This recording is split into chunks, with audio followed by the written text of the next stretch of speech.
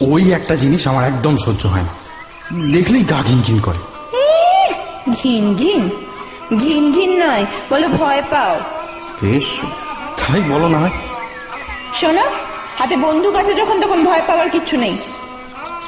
বন্দুক দিয়ে তো শুধু জীবিত প্রাণী মারা যায়। এবার হো হো করে হেসে ওঠে রেবেকা। একটু দূরেই কয়েকটা আদিবাসী ছেলে মেয়ে একসাথে নাচে গানে মেতে উঠেছে। তার থেকে খানিক দূরে গ্রামেরই কিছু বৃদ্ধ দড়ির খাটিয়ায় বসে হুঁকো জাতীয় কিছু একটা টানছে। রেবেকাদের পায়ের থেকে একটু দূরে পড়ে আছে একটা ঝিমন্ত সাপ। এই ঘন গভীর জঙ্গল সাপেদের অবাধ চারণভূমি। এখানকার আদিবাসীরা বলে যে এই জঙ্গলের উপরে আদি দেবতা ইগের রাজত্ব, ফলে এখানে কেউ সাপ মারতে সাহস পায় না। যে মারবে তার উপরে নাকি ভয়ানক এক অভিশাপ নেমে আসবে। ঠিক কি অভিশাপ তা অবশ্য কেউ জানে না। সিদ্ধার্থর অবশ্য মারারও ইচ্ছা নেই, সে সাপে ভয় পায়। জঙ্গলের ভিতরে হাঁটতে গেলে প্রতিটা পদক্ষেপ দেখে ফেলে। রেবেকা এতক্ষণে হাসি থামিয়ে বলে, বুড়োগুলোর কথায় শেষে তুমিও বিশ্বাস করলে? আরে ওসব অভিশাপ টভিশাপ কিছু হয় না। এরা বলছিল ইগ নাকি এই জঙ্গলেই ঘুরে বেড়ায়, কয়েকজন নাকি দেখেওছে তাকে। তা দেখতে কেমন? সাপের মতো? ঠিক সাপ নয়, অনেকটা ঝুঁকে বুকে হেঁটে চল, সারা গায়ে ছাই ছাই রং। যারা দেখেছে তাদের কেউ মুখটা দেখতে পায়নি।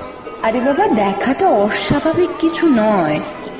এই জঙ্গলে নানা রকম প্রাণী আমারও চোখে পড়েছে, তাদের মধ্যেই একটাকে ভুল দেখেছে হয়তো।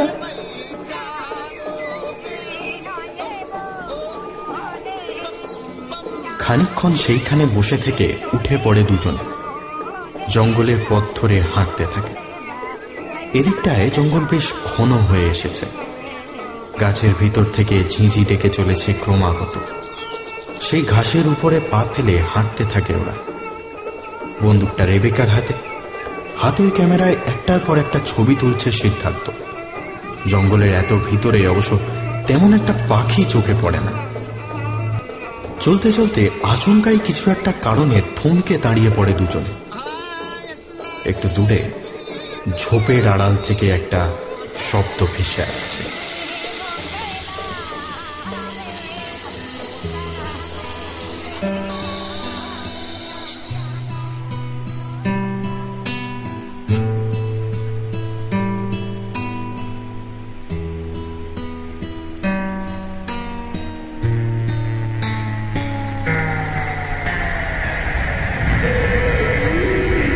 মিডনাইট হরার স্টেশনের সমস্ত গল্প শুনতে চলে আসুন আমাদের নতুন ঠিকানায় mhstation.com। শুনতে থাকুন H.P. লাভক্রাফটের কাহিনী অবলম্বনে দি কার্স অফ ইগ।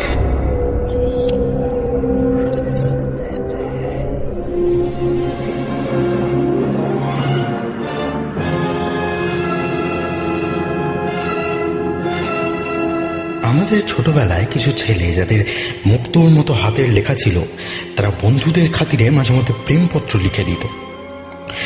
বছর 40 লাভক্রাফটও এমন বহু অন্যের গল্প লিখে দিয়েছেন, তবে বন্ধুত্বের খাতিরে নয়, অর্থাভাবে। যেমন 1928 সালে উইয়ার্ড টেলস ম্যাগাজিনে জিলিয়া বিশপের নামে একটি গল্প প্রকাশিত হয়। পরে জানা যায় গল্পটি আসলে লিখেছেন লাভক্রাফট। গল্পের মূল বিষয়বস্তু হল সাপ, দন্তেশ্ব এবং তালবস্য উভয় অর্থিক। প্রাচীন মেসোপটেমীয়রা বিশ্বাস করত যে সাপেদের নাকি মৃত্যু নেই, তারা কলস পাল্টে আবার নতুন শরীরে ফিরে আসতে পারে। কিন্তু সেই সাপকে যে হত্যা করার চেষ্টা করে তার উপর নাকি নেমে আসে অভিশাপ। মিডনাইট হরার স্টেশনে H.P. লাভক্রাফটের কাহিনী অবলম্বনে শুনছেন দি কার্স অফ ইগ।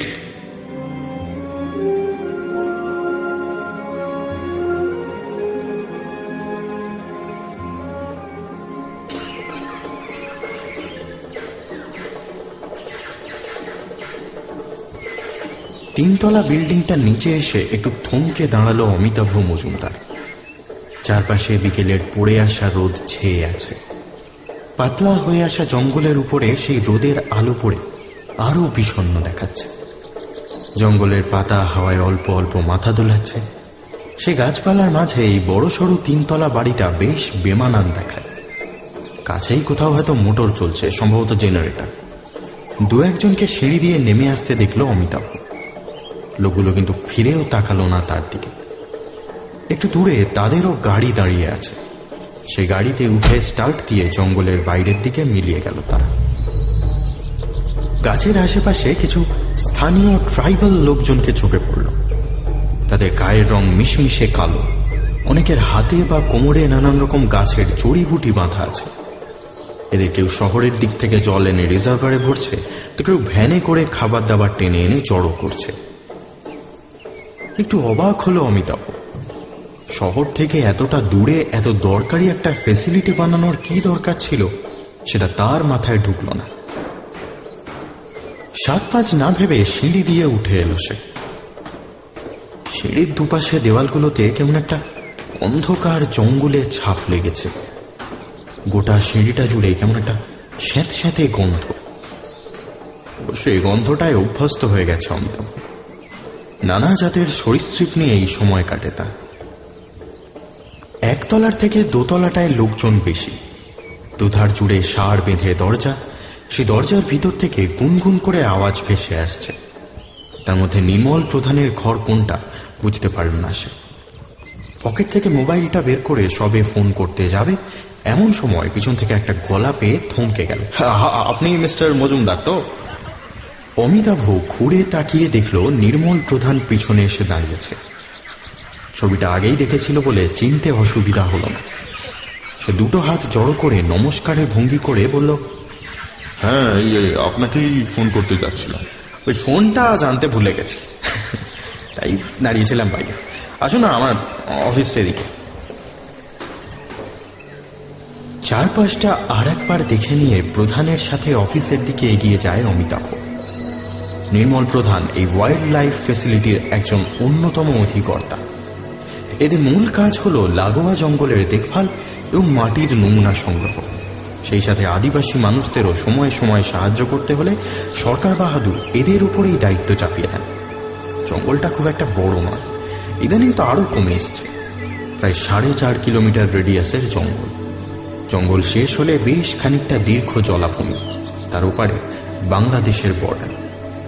এই বিপুল প্রাকৃতিক বৈচিত্র্যের জন্য এখানকার জনজীবনও বেশ অদ্ভুত। জঙ্গলের ফাঁকে ফাঁকে আদিবাসী গ্রাম, জঙ্গলকে ঘিরেই তাদের জীবিকা। তবে সব থেকে আশ্চর্যের হলো এখানকার প্রাণী জগৎ। মাঝে মাঝেই নাকি এখানকার জঙ্গলের অদ্ভুত অজ্ঞাত সব প্রাণীর খোঁজ পাওয়া যায়। তার মধ্যে বেশিরভাগটাই হয়তো গুজব। তবে এই জায়গাটা কুখ্যাত নানান রকম বিষাক্ত সাপের কারণে। জঙ্গল কমে এলেও এখানে সাপের উৎপাত একেবারেই কমেনি। উল্টে দিন দিন সাপের কামড়ে মৃত্যুর সংখ্যা বেড়েই চলেছে। এই আশ্চর্য ঘটনার তদন্তেই এখানে আসা অমিতাভ। নির্মল প্রধানের সাথে কাল রাতে কথা হয়েছিল। জঙ্গলের ভিতর অব্দি গাড়ি ছেড়ে দিয়েছে তাকে। চেয়ারে বসতে বসতে প্রধান বললেন, আমার উচিত ছিল আপনাকে চা অফার করা, কিন্তু মুশকিল হলো এখানকার আদিবাসীদের মধ্যে ওইটার তেমন চল নেই, বুঝলেন তো। আমরাও তাই ছেড়ে দিয়েছি বেশ কিছুদিন হলো। তো তার বদলে যেটা খাই সেটা আপনার চেখে না দেখাই ভালো। অমিতাভ একটু হেসে বলল, আপনি তো হালে ছেড়েছেন। আমার বছরখানে হলো চা সিগারেট কোনোটাই চলে না। প্রধানের চেয়ারের পিছনের জানলাটা খোলা। সেখানে লম্বা গাছের ফাঁক দিয়ে আদিবাসী গ্রামের বেশ খানিকটা দেখা যায়। সেই সাথে একটা মাদলের আওয়াজ ভেসে আসছে দূর থেকে। দিনের বেলাতেও মাদল বাজতে খুব একটা শোনেনি অমিতাভ। তার অবাক লাগে। যাই হোক, আপনাকে সন্ধে নামার আগেই কাজ সারতে হবে, কিন্তু আমি বিকাল হলেই এখান থেকে সটকে পড়ি। আজ নেহাত আপনি এসছেন বলে।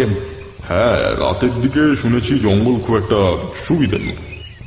এই জঙ্গলটা দিনের বেলাতেও সুবিধের নয় মিস্টার মজুমদার। কেন বলুন তো? নির্মল প্রধানের মুখ আচমকাই কেমন গম্ভীর হয়ে যায়। টেবিল থেকে পেপার ওয়েটটা তুলে নিয়ে সেটা ঘুরিয়ে দেখতে দেখতে তিনি বলেন, এখানকার আদিবাসীদের একটা আলাদা ধর্ম আছে, জানেন তো? হ্যাঁ, তা তো থাকতেই পারে, বিশেষ করে এরা যখন এই ধরনের। না, আপনি যা ভাবছেন তা নয়। এই ধর্মের চল এই জঙ্গলের বাইরে আর কোথাও নেই। এরা একটি মাত্র দেবতায় বিশ্বাস করে, সর্প দেবতা ইক। সর্পদেবতা মানে স্নেক গড, মানে মনসার মতো? খানিকটা, তবে একটা বেসিক ডিফারেন্স আছে। এরা বিশ্বাস করে ইক এই জঙ্গলেই থাকে, তাকে দেখতে পাওয়া যায় না, অথচ সে দেখতে পায় সবকিছুই। প্রতিদিন রাতে এরা নাচ গান করে, পশু জন্তু বলি দিয়ে ইককে খুশি রাখে। অমিতাভ হাসল, ব্যাগ থেকে জল বের করে খেতে খেতে বলল, আর সেই জন্যই জঙ্গল সাপের অবাধ ভূমিতে পরিণত হয়েছে। প্রধান মাথা নেড়ে বললেন, এখানে মানুষ খুন করার থেকেও বড় পাপ হলো কোনো সাপকে হত্যা করা বা কোন রকম সাপের ক্ষতি করা। যেহেতু এই সর্পদেবতা, তাই সাপেরা তার কাছে সন্তানের মতো। কেউ ভুল করেও কোনো সাপকে মেরে ফেললে তার উপরে ইগের অভিশাপ নেমে আসে। কিরকম অভিশাপ? তা জানি না। আর আপনি এইসব অভিশাপে বিশ্বাস করেন? কিছু একটা বলতে গিয়েও থেমে গেলেন নির্মল প্রধান। তারপর পেপার ওয়েটটা টেবিলের উপর রেখে দিয়ে বললেন, আপনাকে আমি একটা জিনিস দেখাতে পারি, তবে তার আগে আপনাকে কথা দিতে হবে, সেটার কথা আপনি কাউকে বলবেন না। একটু অবাক হলো অমিতাভ, যদিও ভাবটা মুখে আসতে দিল না। সে বলল, বেশ, তো দেখান। আসুন আমার সাথে। কথাটা বলে দরজার দিকে এগিয়ে গেলেন নির্মল প্রধান। বাইরে বেরিয়ে উঁচু গলায় কাউকে ডাক দিলেন, মাধব, এই মাধব। খানিক পরে স্থানীয় একটা ছেলে একতলার সিঁড়ি বেয়ে উপরে উঠে এল। তারপর হাত দুটো জড়ো করে দাঁড়ালো প্রধানের সামনে। অমিতাভ বুঝল ছেলেটা কথা বলতে পারে না, তবে শুনতে পারে। নিচের দরজাটা খুলে দাও গিয়ে, এই বাবুকে নিয়ে আমি 116 নম্বর ঘরটা দেখে আসব। ছেলেটা মাথা নাড়িয়ে নিচে নেমে গেল। অমিতাভ এগোতে এগোতে বলল, নিচে বলতে কি আন্ডারগ্রাউন্ড? হ্যাঁ। সেখানেও ঘর আছে নাকি? ঘর ঠিক নয়। কথাটা শেষ করলেন না প্রধান। উত্তরটা অবশ্য একটু পরেই পেল অমিতাভ। একতলার সিঁড়ি শেষ হয়ে যেতেই একটা ছোট প্যাসেজ চোখে পড়ল। তার অপর প্রান্তটা অন্ধকারে ঢাকা। খয়েরি দেওয়ালের গায়ে জলের দাগ। একবার দেখলে মনে হয় যেন প্রাচীন কোনো গুহায় ঢুকে পড়েছে। দেওয়ালের গা বেয়ে কয়েকটা পাইপ সেই অন্ধকারের দিকে মিলিয়ে গেছে। পাইপের গা জুড়ে লতানো গাছপালার ভিড়। সেই আদিবাসী ছেলেটা সামনে চলেছে, ওরা দুজন তার পিছন পিছন। অমিতাভর বুকের ভেতরটা কেমন যেন দুরু দুরু করতে লাগলো। দেওয়ালের গা বেয়ে জল পড়ার শব্দ আসছে। আচমকা তার মনে হলো সেই শব্দ ছাপিয়ে অন্য একটা শব্দ ভেসে আসছে, অনেকটা সাপের শীষের মতো শব্দ। কিন্তু সাপের শীষের আওয়াজ কি এত দূর থেকে শোনা যায়? মাধব এতক্ষণে অন্ধকারের ভিতরে গিয়ে ঢুকেছে। নির্মল প্রধান সেদিকে এগোতে এগোতে বললেন, এখানটা একটু দেখে আসবেন, জল আছে নিচে। চারপাশে স্যাঁতস্যাঁতে ভাবটা বেড়েই চলেছে। সরীসৃপদের আদর্শ জায়গা। অন্ধকারের ভিতরে ঢুকতেই উপাসটা চোখে পড়ে অমিতাভ। খড় নয়, জেলের ভিতর কয়েদিদের রাখবার জন্য যেমন খুপড়ি করা থাকে, অনেকটা সেই রকম। তবে এখানে গড়াদের ফাঁক দিয়ে কিছুই দেখা যায় না। কাঠের পুরু আস্তরণ দিয়ে সেগুলোও কেউ ঢেকে দিয়েছে। খালি একটা জায়গায় একটা কোটোর মতো করা আছে, সেখানে কাঠের একটা স্লাইডিং প্যানেল আছে। প্যানেলটা খুললে গড়াদের ওপাশের খানিকটা দেখা যায়। সেই শীষের আওয়াজটা এতক্ষণে আরো বেড়ে উঠেছে। আর এগোয় না অমিতাভ। এবার বেশ ভয় লাগছে তার। মাধব সরাতে যাচ্ছিল প্যানেলটা। প্রধান তাকে থামিয়ে দেন। তারপর অমিতাভর দিকে তাকিয়ে বলেন, ভিতরে যেটা আছে সেটা আমাদের সৃষ্টি নয়, প্রকৃতির সৃষ্টি। কোটরের খুব কাছে চোখ নিয়ে যাবেন না। কথাটা বলে ধীরে ধীরে নিজেই প্যানেলটা সরিয়ে ফেলেন প্রধান। অমিতাভর বুকের ভিতরে একটা অস্থির ঢেউ আছড়ে পড়ছে ক্রমাগত। ধীরে ধীরে কোটরের ফাঁকে চোখ রাখে সে। ভিতরটা আবছা অন্ধকারে ঢাকা, শুধু দেওয়ালের গায়ে একটা লাল আলো জ্বলছে। সেই আলোতে সমস্ত ঘরটা লালচে আভায় ঢেকে আছে। ঘরের ভিতরে প্রায় কোড়ালি সমান জল চোখে পড়ল, সেই সাথে শ্যাওলায় ঢেকে যাওয়া দেওয়াল। আচমকা অমিতাভর মনে হলো কিছু যেন নড়ে উঠছে জলের উপরে। এতক্ষণে কম আলোতে চোখ সয়ে গেছে তার। জিনিসটা চিনতেই তার মুখ থেকে একটা ভয়ার্ত শব্দ বেরিয়ে এলো। একটা মানুষের অবয়ব ঘরেরই এক কোণে উল্টো হয়ে শুয়ে আছে সে। মাঝে মাঝে মুখ থেকে বেরিয়ে আসছে হিস হিস শব্দটা। সমস্ত শরীর জুড়ে পান পাতার মতো ছোপ ছোপ দাগ। একবারের জন্য প্রাণীটা মুখ তুলে তাকালো কোটরের দিকে। লাল আলোতেও অমিতাভর মনে হলো তার চোখটা ঘন সবুজ, ঠোঁট প্রায় মিলিয়ে এসেছে। শুধু গালের মাঝখান অব্দি কাটা জায়গাটা থেকে মাঝে মাঝে বেরিয়ে আসছে জিভটা, চেরা জিভ। ভয়ে পিছিয়ে এলো অমিতাভ। সাথে সাথে কাঠের প্যানেলটা টেনে বন্ধ করে দিল মাধব। কি ওটা? মানুষ, বা বলতে পারেন মানুষের একটা বিশেষ অবস্থা। যাই হোক, চলুন, বাকি কথা উপরে গিয়ে হবে না।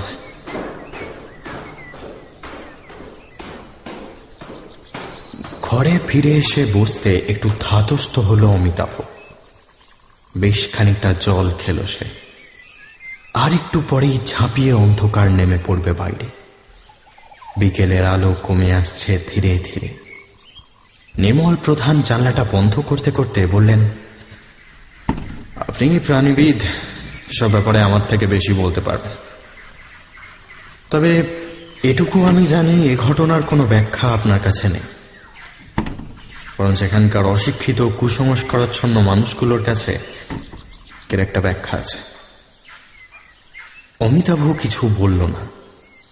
এখনো তার বুকের ভিতরে গরম তেলের ফোঁটা পড়ছে। চেষ্টা করেও কিছুতেই ভুলতে পারছে না সেই লালচে সবুজ চোখ আর ফ্যাকাশে শরীরটাকে। পৃথিবীর প্রায় সমস্ত দেশেই সাপ নিয়ে নানা লোককথা চালু আছে। আমি অবশ্য তার কোনোটাতেই বিশ্বাস করি না। এখানকার আদিবাসীরা ঈদকে দেবতা বলে ভক্তি করে, আর বাইরে থেকে আসা শহরের বাবুরা ভয় পায়। আগে অবশ্য বিশ্বাস করতো না, কিন্তু একটা ঘটনার পরে। কি ঘটনা? ঘড়ির দিকে একবার দেখে নেন নির্মল প্রধান। তারপর একটু হেসে বলেন, আপনার দেরি হবে না তো? অমিতাভ অনিচ্ছা সত্ত্বেও মাথা নাড়ে। প্রধান আবার ফিরে এসে বসে পড়েন চেয়ারে। তারপর একটা সিগারেট ধরিয়ে সেটাতে টান দিয়ে গল্প শুরু করেন।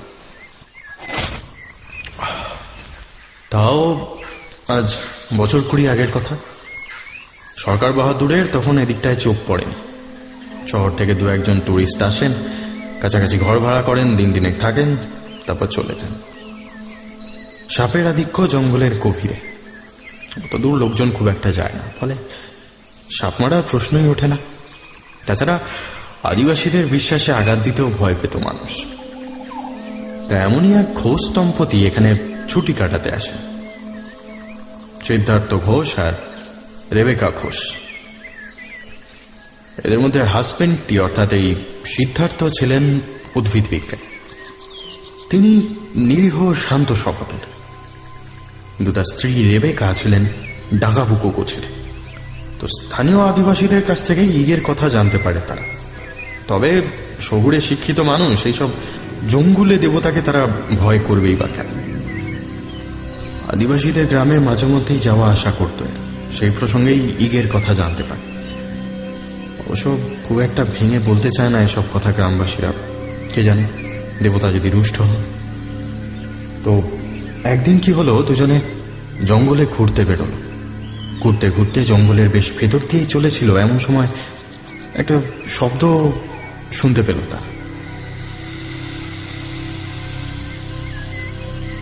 হিস হিস শব্দটা শুনে থমকে দাঁড়িয়ে পড়েছিল সিদ্ধার্থ।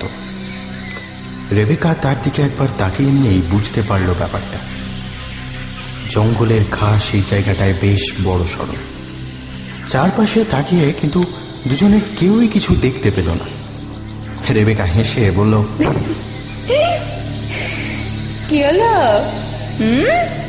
দাঁড়িয়ে গেলে যে, ভয় পেলে নাকি? ভয় না, এসব জঙ্গলে সাপ খোপের ব্যাপারে সাবধান না হলেই মুশকিল।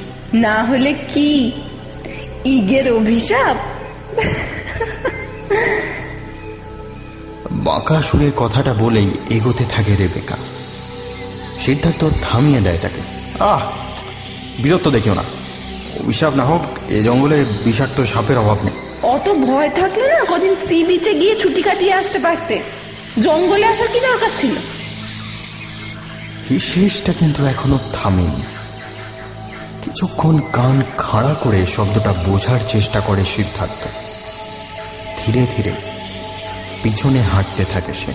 কি হলো, কোথায় যাচ্ছ? একটা বিশেষ ধরনের ডাকতে শুরু করেছে সাপটা। এই ডাকটা চেনে সিদ্ধার্থ। সে বিড়ালের মতো নিঃশব্দ পায়ে হাঁটতে হাঁটতে বলল, শব্দ করো না, পিছিয়ে এসো। এই তোমার কি হয়েছে বলো তো? ওই অশিক্ষিত বুড়োটা ভয় দেখালো আর তুমি অমনি ইগে বিশ্বাস করতে শুরু করলে। বিশ্বাস না করার কি আছে? এতদিন ধরে জঙ্গলের এত আদিবাসী পুজো করে আসছে। বেশ, তাহলে তুমি ফিরে যাও, আমি একাই যাচ্ছি। পা বাড়াতে যাচ্ছিল রেবেকা, আচমকা সে থেমে যায়। তার পায়ের ঠিক নিচেই ঘাসের ভিতর থেকে মাথা তুলে আছে একটা ছাই রঙের গোখরো। ঠোঁটের মাঝের গর্তটা দিয়ে থেকে থেকে বেরিয়ে আসছে চেরা জিভটা। অপলক নেত্রে সে তাকিয়ে আছে রেবেকার দিকে। সিদ্ধার্থ এতক্ষণে থেমে গেছে। চারিদিকে ঘন গাছপালায় হাওয়ার শনশন শব্দ, একটু একটু করে যেন গরম হয়ে উঠছে হাওয়াটা। রেবেকার হাতের রাইফেলটা একটু একটু করে উঠে আসে, কিন্তু চালায় না সে, বরঞ্চ উল্টো করে ধরে বাঁটির দিকটা সামনে নিয়ে আসে। তারপর হাতুড়ির কায়দায় চোখের পলকে সেটা সজোরে নামিয়ে আনে সাপের মাথার উপরে। মাথায় আঘাত পেয়ে 1 ফুট দূরে ছিটকে পড়ে সাপটা। ধীরে ধীরে আবার মাথা তোলে সে। কি করছো তুমি? যেটা তোমার করা উচিত ছিল। ঠোঁট প্রায় না নাড়িয়ে উত্তর দেয় রেবেকা। স্থির হাতে আবার রাইফেলের বাঁটটা তুলে ধরে সে। সাপটাকে মেরো না, কাঁপা কাঁপা কণ্ঠে বলে ওঠে সিদ্ধার্থ। তার কথার রেশ শেষ হওয়ার আগেই বিদ্যুৎ বেগে সাপের মাথায় বারবার আঘাত করতে থাকে রেবেকা। রাগে তার মুখ হিংস্র হয়ে ওঠে। পাশবিক ক্ষিপ্রতায় থেতলে যাওয়ার আগে অবধি ক্রমাগত আঘাত করে যেতে থাকে। তার সমস্ত শরীর অতৃপ্ত খুনের লালসায় কেঁপে ওঠে। ছুটে যায় সিদ্ধার্থ, একরকম ঠেলেই সরিয়ে দেয় তাকে। এ কি করলে তুমি? কেন? ও আমাকে ছবল মারলে সেটা ভালো হতো। হাঁফাতে হাঁফাতেও হেসে ওঠে রেবেকা। ডান হাতটা জামায় মুছতে মুছতে বলে, আচ্ছা, তোমার কি ব্যাপার বলো তো? সামান্য একটা সাপের জন্য? জানি না, কেমন যেন ভয় করছে আমার। থেতলানো মাথাটার দিকে তাকিয়ে বলে ওঠে সিদ্ধার্থ। কিসের ভয়? যদি আমাদের উপরে অভিশাপ লাগে, বলা তো যায় না। যদি ইগের ব্যাপারটা সত্যি হয়? শিক্ষিত মানুষ হয়ে এসব যে কি করে বিশ্বাস করো কে জানে বাবা। তাচ্ছিল্য ভরে কথাটা বলে এগোতে থাকে রেবেকা। সিদ্ধার্থ তার পিছু নেয়। খানিকটা যেতেই অবশ্য সে দাঁড়িয়ে পড়ে, নিচু গলায় বলে, কিন্তু আদিবাসীরা যদি দেখে সাপের থ্যাতলানো দেহ ওইভাবে পড়ে আছে, তাহলে আমাদের উপরে কিন্তু সন্দেহ পড়বে। একটু ভেবে নিয়ে রেবেকাও মাথা নাড়ে। ঠিক বলেছ, ব্যাপারটা রিস্ক হয়ে যাবে। চলো ঝোপের আড়ালে কোথাও ফেলে দিয়ে আসি, এসো আমার সাথে। কথাটা বলে আবার পিছনে পা বাড়ায় সে। মিটার 10 দূরেই পড়ে আছে সাপের দেহটা। সেদিকটা লক্ষ্য করেই এগিয়ে যায় দুজনে। ঘাসের উপর মচমচ পায়ের আওয়াজ, আর কোথাও কোনো শব্দ নেই। সিদ্ধার্থের ভিতরে একটু আগের ভয়টা কিছুতেই কাটতে চাইছে না। চারপাশটা আর একবার ভালো করে দেখে নেয় সে। এখনো ঝোপের আড়ালে আরো দু একটা সাপ লুকিয়ে থাকা আশ্চর্যের নয়। সামনে এগোতেই কিন্তু অবাক হয়ে গেল দুজনে। একটু আগেও ছোট পাথরটার আড়ালে পড়েছিল সাপের থ্যাতলানো দেহটা, এখন সেখানটা ফাঁকা। কোথায় গেলে বলো তো? অবাক হয়ে কথাটা জিজ্ঞেস করে রেবেকা। কি জানি, সিদ্ধার্থের গলায় স্পষ্ট ভয়ের ছাপ। মনে হয় অন্য কোনো প্রাণীতে টেনে নিয়ে গেছে। কথাটা বলে চারপাশটা আর একবার দেখে নিয়ে আবার হাঁটতে শুরু করে রেবেকা। দূরে গ্রামের ভিতর থেকে আদিবাসীদের চিৎকার আর মৃদু গুনগুন শব্দ ভেসে আসতে থাকে। পুজো শুরু হয়েছে, ইগের দেবতার পুজো। ব্যাগ থেকে ক্যামেরা বের করে সেই দিক লক্ষ্য করে হাঁটতে থাকে দুজনে।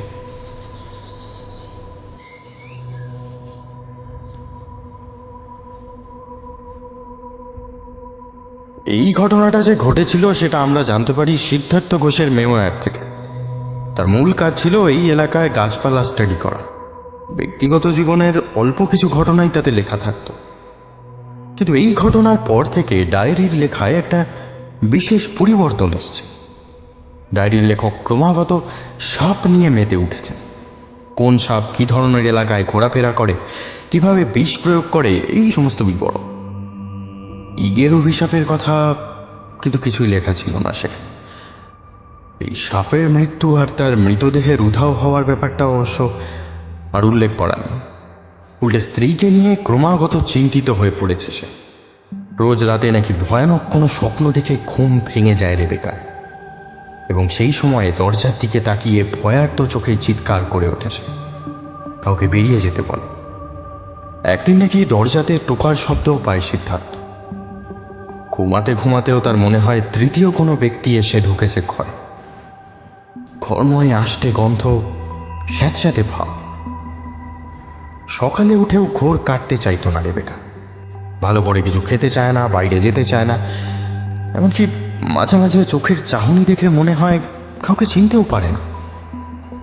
সব থেকে বড় কথা, বেশিরভাগ সময়টাই সে হয় বিছানায় না ঘরের এক কোণে গিয়ে বসে থাকে। সারাদিন ফিসফিস স্বরে কি যেন বিড়বিড় করতে থাকে। ভালো করে খেয়াল করলে অভিশাপ শব্দটা শোনা যায় কয়েকবার। তো এই সমস্ত আচরণে বেশ অবাক লাগতে থাকে সিদ্ধার্থে। বহু চিন্তা ভাবনা করেও কোনো সমাধান বের করতে পারে না সে। মনে মনে অবশ্য বুঝতে পারে সেদিন সাপটাকে মেরে ফেলার ফলেই অপরাধ বোধে মানসিক কিছু পরিবর্তন এসছে রেবেকা। তো এই সময়ে এলাকার আরও 2 টুরিস্টের সাথে এই ঘোষ দম্পতির আলাপ হয়। তারাও সদ্যবিবাহিত। তো এই দুজনের কাছ থেকে ইগের সম্পর্কে আরও কিছু কথা জানতে পারে সিদ্ধার্থ। যেমন এইখানটা দেখুন, ডায়েরির একটা বিশেষ জায়গা খুলে পড়তে থাকেন নির্মল প্রধান। আজ সকাল থেকে রেবেকার কি যেন হয়েছে, বিশেষ কথা বলছে না। তার বদলে বারান্দার এক প্রান্তে বসে বাইরে তাকিয়ে ভায়োলিন বাজিয়ে চলেছে সারাদিন, তাতেও কেমন যেন বিষাদের সুর। এই কদিনে শরীরটাও বেশ খারাপ হয়েছে তার, সারাক্ষণই গায়ে জ্বর, কিছু খেতেও চায় না। সকালে কাকলিরা এসেছিল, ডাক্তার দেখানোর কথা বলতে কিছুতেই রাজি হলো না। শেষে আমি তাদেরকে সেদিনের সাপের কথাটা বললাম। তারা কিন্তু হেসে উড়িয়ে দিল না, উল্টে বলল কাজটা নাকি আমরা মোটেই ভালো করি। বছরখানেক আগে এক অভিযাত্রী দল অনিচ্ছাকৃতভাবেই একটা সাপকে মেরে ফেলে। পরদিন সকালে তাঁবু থেকে তাদের মৃতদেহ উদ্ধার করা। সাপের কামড়ে মৃত্যু হয়েছিল তাদের। সমস্ত দেহ বিষে নীল হয়ে গেছিল। যে পরিমাণ বিষ তাদের শরীর থেকে পাওয়া যায় তাতে হিসেব করে দেখা যায় অন্তত কয়েকশো সাপের বিষ ঢুকেছিল তাদের শরীর। এর ব্যাপারটা সত্যি হোক বা না হোক, হয়তো এখানকার জলমাটিতে এমন কিছু আছে যা সাপেদের শরীরে আলাদা কোনো ক্ষমতার সঞ্চার করে।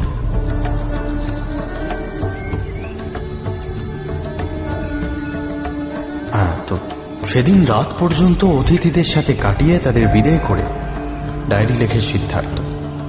ফলে তার পরের ঘটনা আমাদের সরাসরি জানার কোনো উপায় নেই। খানিকটা জেনেছিলাম রেবেকা ঘোষের অসংলগ্ন বিবরণ থেকে। সে বিবরণের বেশিরভাগটাই অবশ্য বিশ্বাসযোগ্য নয়। যাই হোক, সেদিন অতিথিরা চলে যাওয়ার পর দুজনেই শুয়ে পড়ে এবং প্রতিদিনের মতো মাঝরাতে ঘুম ভেঙে যায় সিদ্ধার্থ। ঘুমের ঘোরে কিছু যেন বলে চলেছে রেবেকা, সেই সাথে আর একটা শব্দ।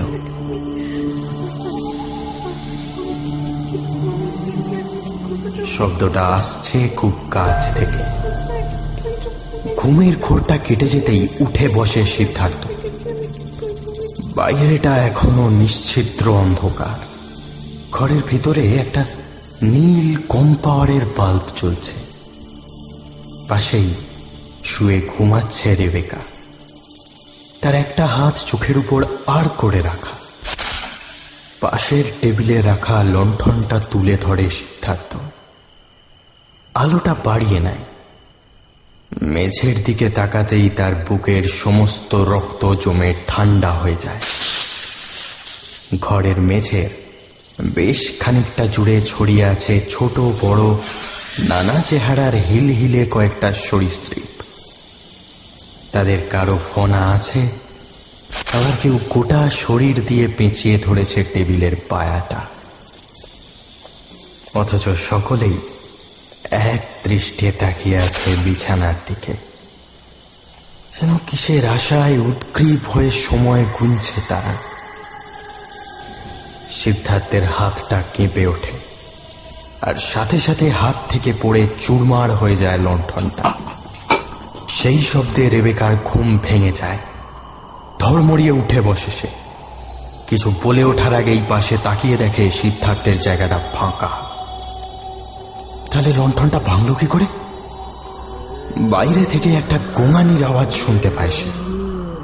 নীল আলোর মাঝে দরজার কাছে একটা ছায়া পড়েছে।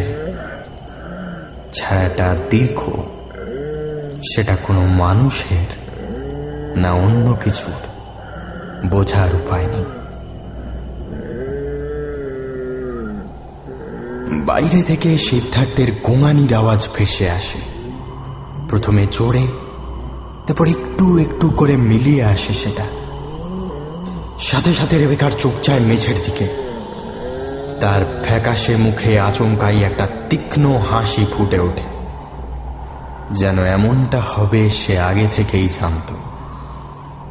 এতক্ষণে আবার সবকিছু নিস্তব্ধ, শুধু সেই ভয়ানক ভাবে বেড়ে ওঠা হিস হিস শব্দটা ছাড়া। একটা উদ্দাম হাওয়া ভেসে আসছে বাইরে থেকে। রেবেকা বুঝতে পারে সিদ্ধার্থ আর বেঁচে নেই। কিছু একটা প্রাণী যেন দাঁড়িয়ে আছে দরজার কাছে।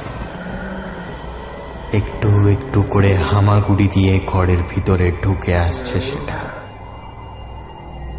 এই তবে ইকের অভিশাপ, এই তবে আদিবাসীদের প্রাচীন সর্পদেবতা।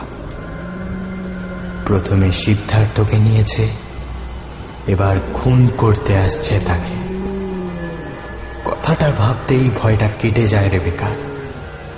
বিছানার উপর হাতড়ে কিছু একটা খুঁজে নেয় সে। সেই অভিযাত্রী দলের কথা মনে পড়ে যায় তার।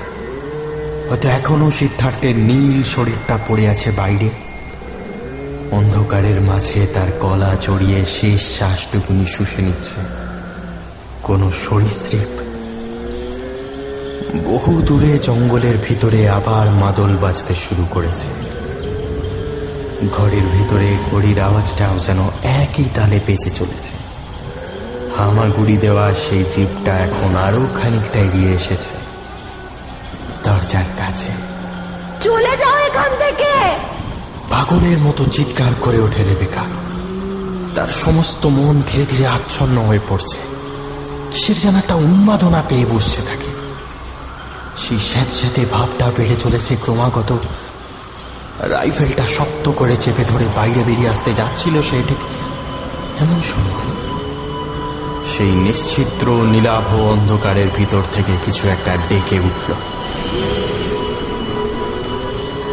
অপার্থিব নারকীয় সেই চিৎকারে রেবেকার পায়ের তলা থেকে মাটি সরে গেল। রাতের জঙ্গল যেন পর্বতের মতো চেহারার এক দৈত্যে পরিণত হয়েছে। আর সেই দানবের বুক থেকে নেমে আসছে অজস্র লিকলিকে সরীসৃপ। তাদের আষ্টে শরীরের প্রতিটা কোষ থেকে ঝরে পড়ছে উত্তম আক্রোশ। পিছিয়ে আসতে গিয়েও পারে না রেবেকা। দরজার কাছেই কিছু একটা দাঁড়িয়ে আছে। বন্য নেকড়ের মতো নিঃশ্বাস পড়ছে তার। শরীরের সমস্ত শক্তি জড়ো করে বন্দুকটা তুলে ধরে রেবেকা। চলে যাও এখান থেকে, চলে যাও, চলে যাও! ঘরের ভিতর থেকে বেরিয়ে আসা হালকা নীলাভ আলোটায় প্রাণীটার বাইরের অবয়বটা ফুটে উঠছে। অনেকটা ঝুঁকে আছে সে, ঠিক ঈগের সেই বর্ণনাটার মতো। উদ্যত বন্দুকটা সেদিকে তুলে ধরে পরপর 3 বার গুলি ছোঁড়ে রেবেকা। এতক্ষণে তার পা বেয়ে উঠে আসছে বেশ কয়েকটা ঠান্ডা স্যাঁতস্যাঁতে দেহ। অসহ্য আক্রোশে ছোবল মেরে চলেছে তারা। গুলির আওয়াজে কিছুক্ষণের জন্য কানে তালা লেগে যায় রেবেকা। সাথে তার শরীরটাও টলে যায় পিছন দিকে। মাটিতে পড়ে যেতে যেতেও সামলে নেয় সে। প্রাণীটাকে এখন আর দেখা যাচ্ছে না। তার বদলে মনে হচ্ছে মাটিতে যেন পড়ে আছে একটা কিছু। ধীরে ধীরে সেদিকে এগিয়ে যায় রেবেকা। তার পায়ে সেই ঠান্ডা অনুভূতিগুলো আর নেই।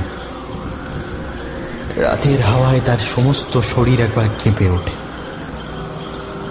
প্রাণীটার নিস্তব্ধ মুখের উপর ঝুঁকে পড়ে রেবেকা এবং সঙ্গে সঙ্গে হাত থেকে খসে পড়ে রাইফেলটা।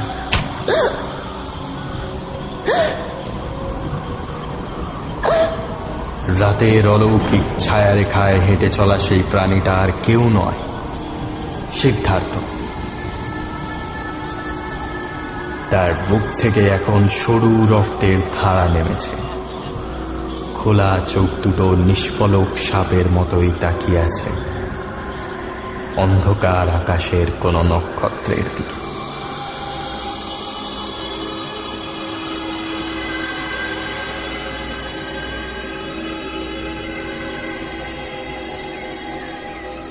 পরদিন সকালে খবর নিতে এসে ঘরের সামনে সিদ্ধার্থ ঘোষের মৃতদেহ পড়ে থাকতে দেখে কাকলি। অথচ কোনো সাপ বা ওই জাতীয় প্রাণী কিন্তু চোখে পড়ে না তার। সেই সাথে রেবেকা ঘোষকে। তো খানিক খোঁজাখুঁজি করার পর বিছানার তলা থেকে অস্বাভাবিক নিঃশ্বাসের শব্দ শুনে ঝুলে থাকা চাদর তুলে ধরেন তিনি। সেখানেই রেবেকাকে পাওয়া যায়। বুকে ভর দিয়ে শুয়েছিল সে। তাকে কিছু জিজ্ঞেস করা হলে উত্তর দেওয়ার চেষ্টা করে, কিন্তু বারবার তার কথা জড়িয়ে যেতে থাকে। মানসিক অসুস্থতার কারণে অ্যাসাইলামে নিয়ে যাওয়া হয় রেবেকা ঘোষকে। সেখানে দিনের পর দিন শরীর ফ্যাকাশে ও ঠান্ডা হয়ে যেতে থাকে এবং চোখ সবুজ হয়ে আসতে থাকে। এমনকি চোখের পাতাও খসে পড়ে কিছুদিন পর। চুল সাদা হয়ে যায়, কিছুদিন পরে মাথা থেকে ঝরে পড়তে থাকে এবং একটি চুলও অবশিষ্ট থাকে না মাথায়। চামড়া ফ্যাকাশে হয়েছিল, এবার কুঁচকে যেতে থাকে। পকেট থেকে রুমাল বের করে ঘাম মোছে অমিতাভ। এতক্ষণে বাইরে ভালো মতো অন্ধকার নেমেছে। ঝিঁঝির ডাক ভেসে আসছে একটানা। টেবিল থেকে জলের বোতল তুলে নিয়ে আর এক ঢোক জল খায় সে। তারপর বলে, মানে রাতের অন্ধকারে স্বামীকেই ইগ ভেবে খুন করে দেবে, এবং পরে সেটা বুঝতে পেরেই মানসিক রোগের শিকার হয়। তেমনটাই অন্তত ডাক্তারদের মতামত। আর আপনার? চেয়ার ছেড়ে উঠে পড়েন নির্মল প্রধান। তার মুখটা খড়ের সাদা টিউবের আলোতেও আবছা দেখায়। কারণ সে রাত্রে রেবেকা ঘোষ ভুল বুঝে স্বামীকে খুন করেছিলেন, নাকি সজ্ঞানে জেনে বুঝে বন্দুক চালিয়েছিলেন, সে কথা আজও স্পষ্ট নয়। যেহেতু তিনি মারা গেছেন, তাই আজ আর সেটা জানাও সম্ভব নয়। মারা গেছেন? কিন্তু আমি ভাবছিলাম নিচে যেটা দেখলাম। অমিতাভর দিকে মুখ ফিরিয়ে থমথমে গলায় বলেন নির্মল প্রধান, নিচে আপনি যেটা দেখেছেন সেটা রেবেকা ঘোষ নয় মিস্টার মজুমদার। সেটা অপারেশন টেবিলে রেবেকা ঘোষের গর্ভ থেকে বেরিয়ে আসা তার সন্তান ইগের অভিশাপ।